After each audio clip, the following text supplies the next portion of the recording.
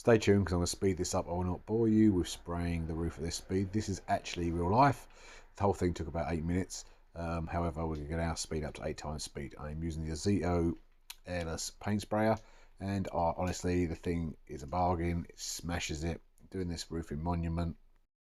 This is a snippet of a much bigger video to come, but just showing you how quickly and easily you can do this yourself. I've set a little platform up there on that little whiteboard to give a flat base to put the tubs of paint and put my paint sprayer directly into it.